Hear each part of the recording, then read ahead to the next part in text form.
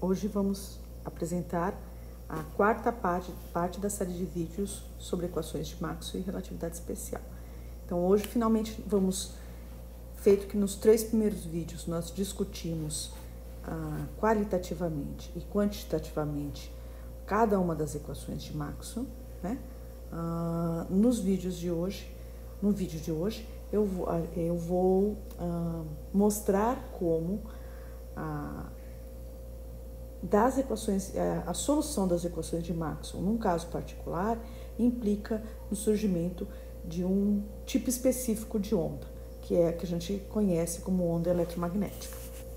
Então, finalmente chegamos em fez-se luz, né, da brincadeira do primeiro slide, e é isso que a gente vai estar fazendo hoje. Então, para chegar nesse resultado, a gente vai resolver esse sistema com 4 equações envolvendo componentes, né, utilizando um caso particular. E o caso particular é o caso que na ausência de cargas ou de correntes. Então, se a gente pegar essas 4 equações e for resolver, no caso particular, esse sistema de equações, quando não há cargas nem correntes elétricas, né, 2 dessas equações não mudam, né, mas 2 mudam, né? A lei de Gauss muda e a lei de Ampère muda, né? Pela ausência tanto de densidade de corrente quanto de densidade de carga. Para a gente chegar na equação de onda, a ideia é que, se vocês olharem em particular a equação 3 e a equação 4, que envolvem o rotacional, elas trazem um acoplamento entre os campos elétricos e os campos magnéticos, o que dificulta a solução. Então, o primeiro passo para a gente tentar resolver esse sistema é tentar desacoplar os campos elétricos dos campos magnéticos. E aí é tentativa e erro, né?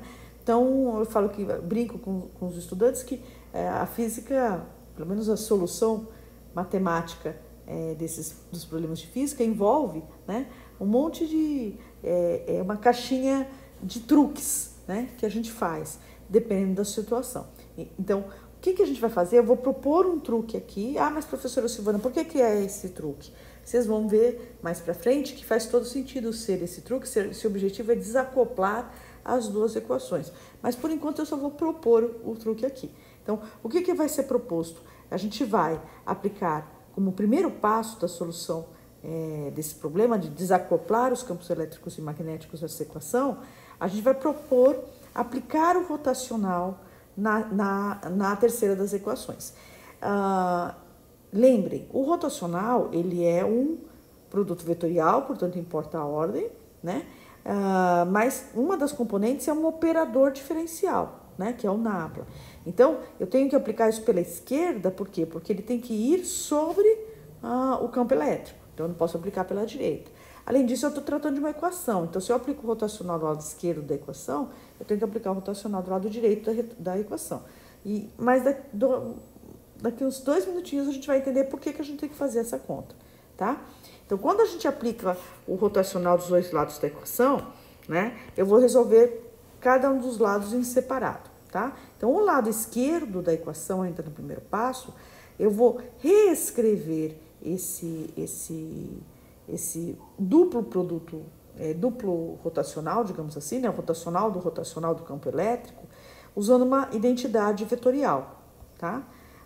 E a identidade vetorial que vocês devem ter visto em alguns dos cálculos, né, da disciplina de cálculo, é essa propriedade, né, que o rotacional do rotacional de um vetor, né, de uma função vetorial, ele é proporcional ao gradiente aplicado no divergente, vezes esse operador aqui, que a gente vai tratar melhor, abrir a conta na próxima aula, tá?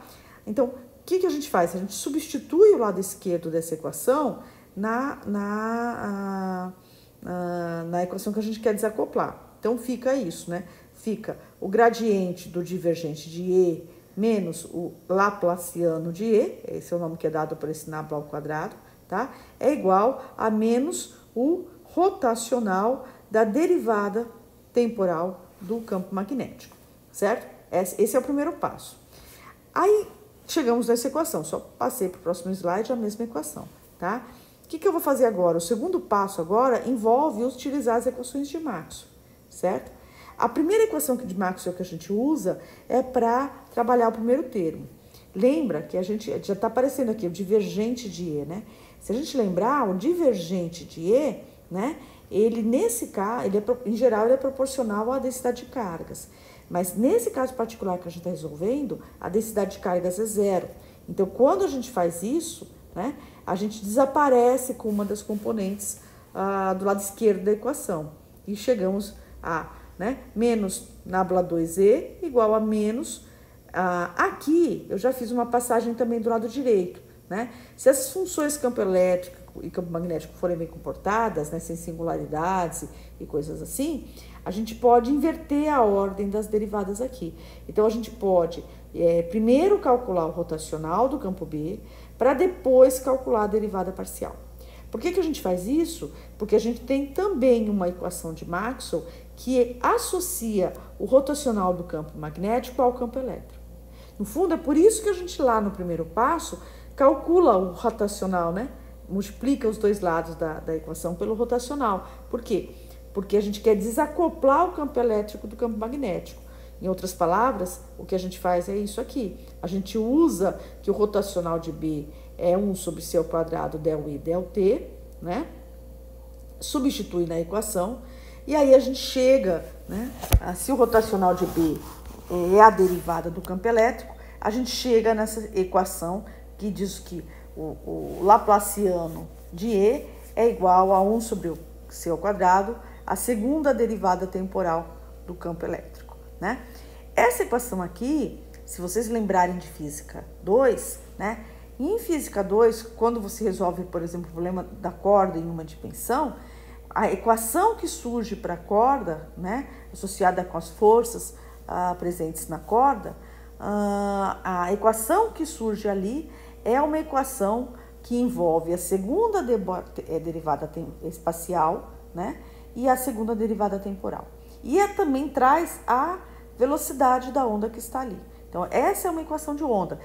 Esse Laplaciano, ele traz as três componentes, as derivadas parciais nas três direções. Então, o que eu estou dizendo aqui, e na próxima aula a gente vai abrir contas para discutir um pouco melhor sobre isso, vou propor alguns exercícios para vocês trabalharem, revisarem o conceito de equação de onda, né? Mas o que eu estou dizendo para vocês aqui, que ao desacoplar o campo elétrico do campo magnético, né, a gente aparece com uma equação de onda. Então, surge uma onda para o campo elétrico, né? E interessante que a velocidade dessa onda para o campo elétrico é esse termo que está aqui embaixo, que a gente auspiciosamente já escolheu o nome corretamente, né? A velocidade dessa onda é c. Então, olha, o que a gente está dizendo aqui? Que ao tentar desacoplar o campo elétrico do campo magnético, ao desacoplar a gente consegue. Ao desacoplar o campo elétrico do campo magnético das equações de Maxwell, no vácuo, a gente chega, no caso do campo elétrico, a uma equação de onda cuja velocidade é a velocidade da luz, né? O terceiro passo seria repetir as contas para o campo magnético.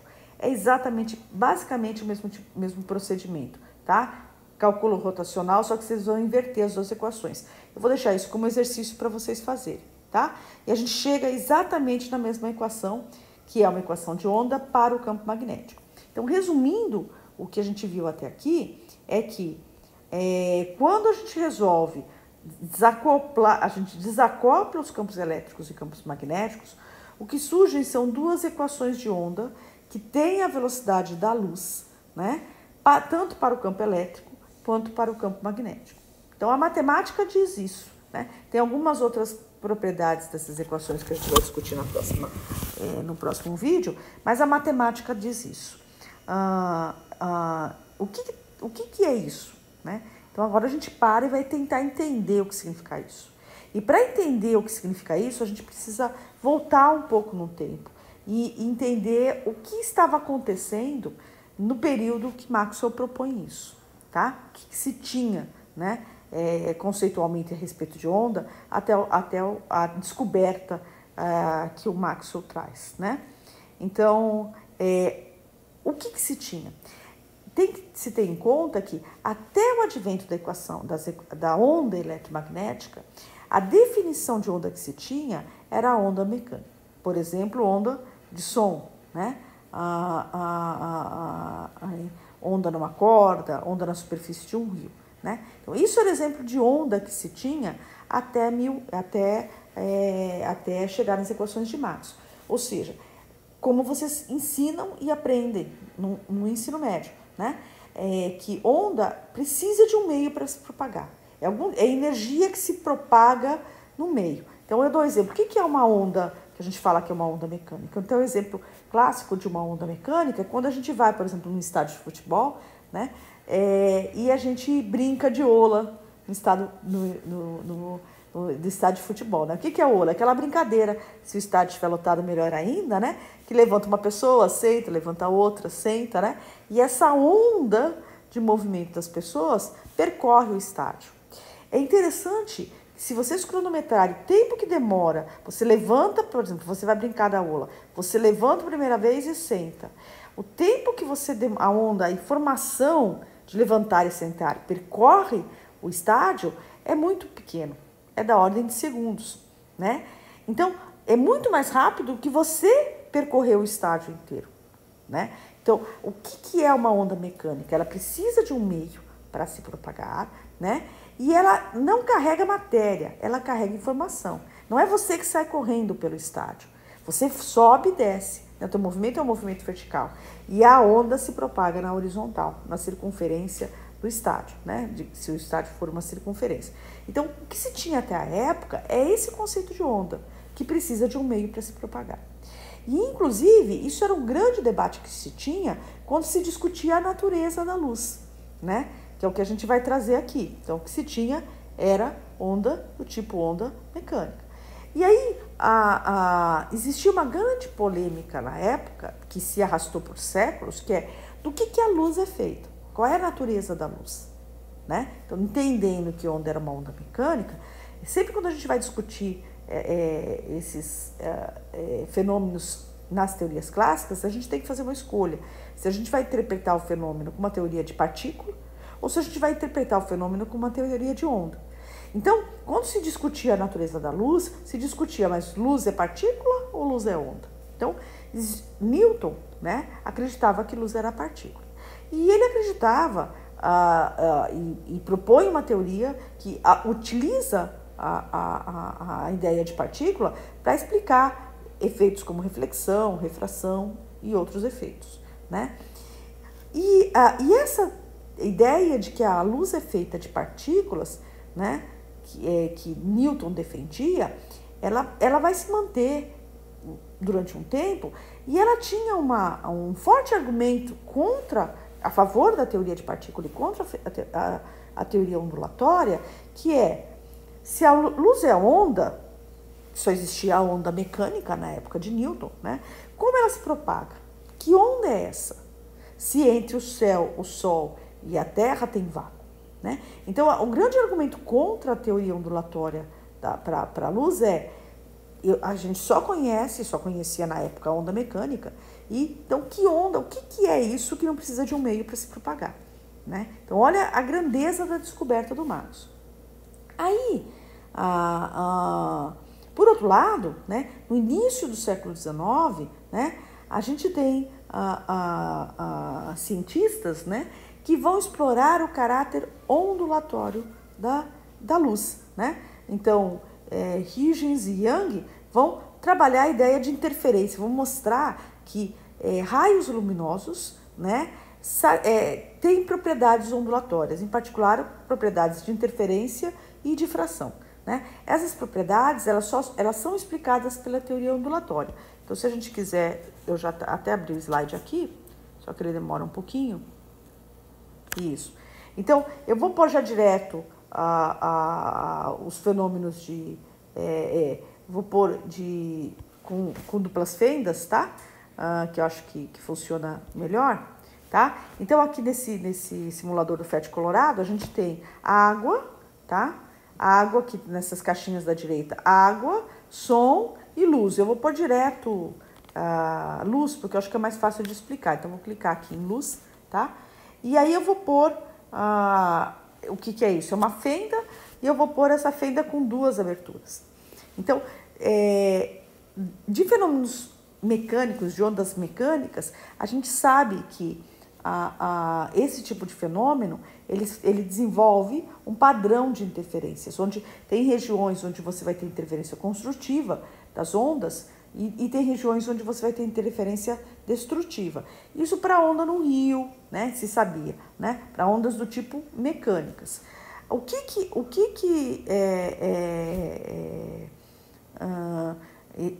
Young, né, e Huygens vão comprovar é que a luz também tem esse tipo de padrão. Então, aqui a gente colocou, né, acabei de colocar aqui do lado direito uma tela e a gente vê as regiões pretas aqui, que é regiões de interferência destrutiva, né? Ou seja, que as 2 ondas formadas por um procedimento de difração, elas chegam na tela nesse ponto e elas se interferem de maneira destrutiva. Uma onda, digamos assim, a amplitude de uma onda é destruída pela amplitude. A soma das 2 amplitudes é 0, né? Quando uma está numa crista, a outra está num vale, exatamente. Então, essas regiões, esse padrão de interferência ondulatório foi observado no início do século XIX e estudado por Huygens e Young, e, portanto, no início do século XIX, 1808, por aí, né, na primeira década do século XIX, se chega à conclusão que onda, portanto, que a luz, portanto, é onda. É claro que não se sabia, né, que onda era essa, né? Assim, mas se é onda, que onda é essa, né? Do que é feita essa onda? Se ela passa por regiões, né, aonde não existe matéria.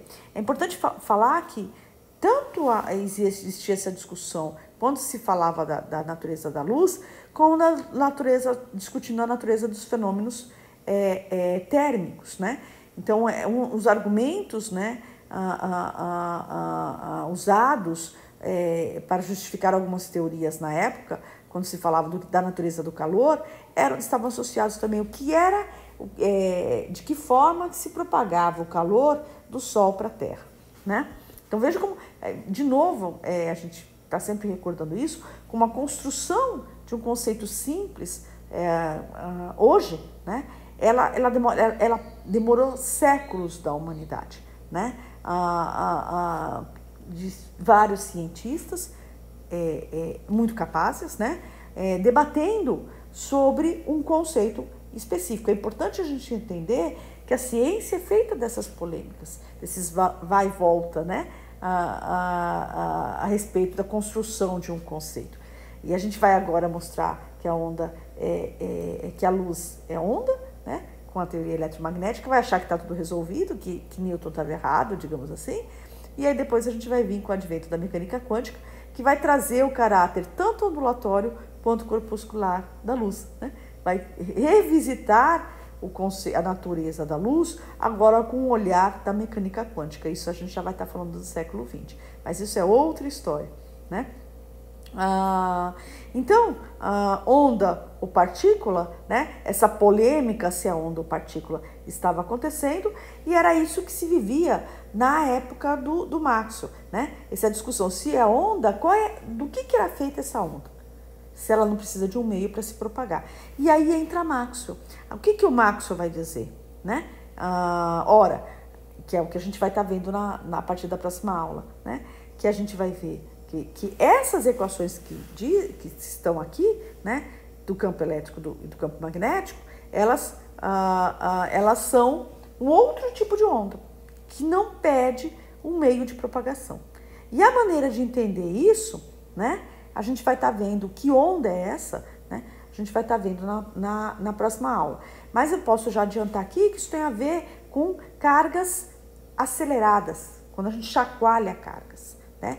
E a informação que se propaga é justamente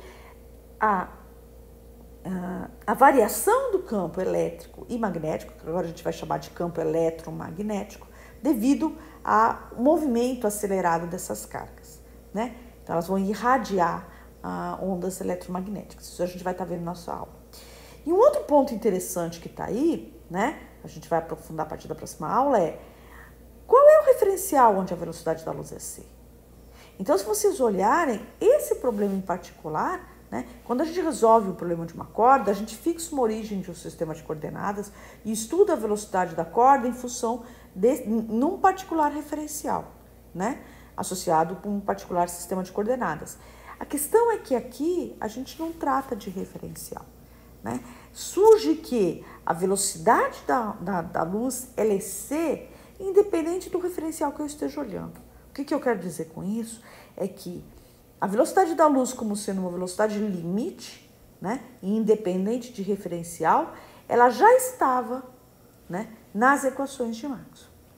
Mas a interpretação que vai surgir, né, as implicações disso para a física da época vão ser, qual seria a palavra certa, né? Elas vão ser compactadas, né, apresentadas por meio de uma nova teoria com Einstein na teoria da relatividade especial. Mas isso é outra história que a gente vai estar vendo nos próximos vídeos. Até mais!